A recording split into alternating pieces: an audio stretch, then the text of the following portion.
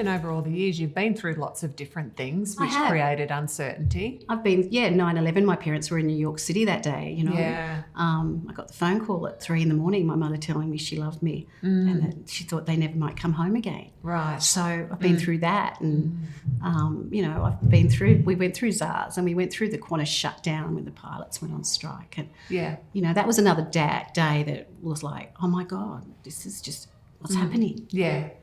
And I hear that this is different.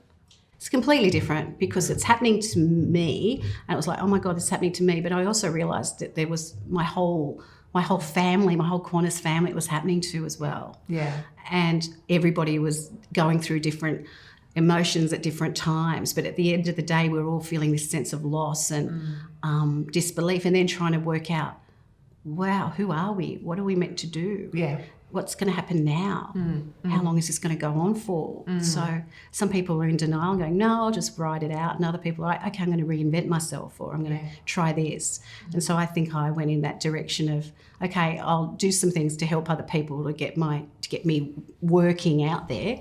And then, okay, what am I going to do? How am I going to go through this and what is this going to teach me? Yeah. And then to be honest, coming and seeing you was great because, we sort of like talked it through and I came to a few realizations and you helped me with that. So that was fantastic. And I guess also I'm very upfront with that.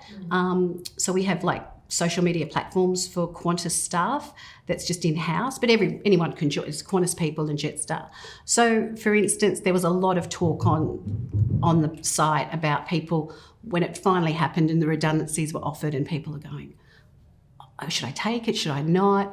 And then, okay, I'll take it. And then we didn't get it for a while. It's like, and then you got it. And then it's like, oh, wow, this shit got real. It's happened now. Yeah. So a few people were then on the going, wow, I'm redundant now. What am I now?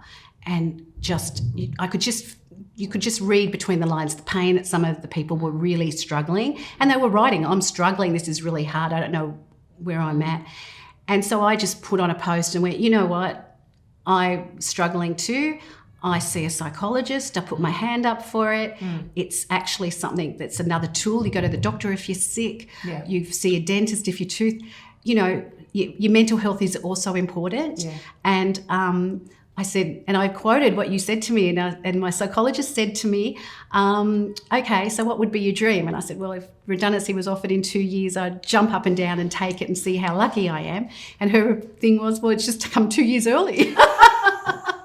So celebrate it as you would have, but it's just you're doing it earlier and see what possibilities and what opportunities you can get out of this instead of just looking at that as a complete end. Look at it as what is a new beginning. Yeah. So I put that down and I had a lot of people respond to that. Great. Yeah. Thank you. And it's not a weakness to seek help. No. That it actually is a strength. And sometimes the people closest to you don't understand what you're going through. Other crew do, but then, we were so divided. And even now, like I've got half my friends on the Northern Beaches. So I couldn't even, see them or whatever. Yeah. Yeah. So it creates division. The other thing, you used a word, which I imagine you used in regards to getting a redundancy package, for instance, but you said, what do I do now that I'm redundant? Yes.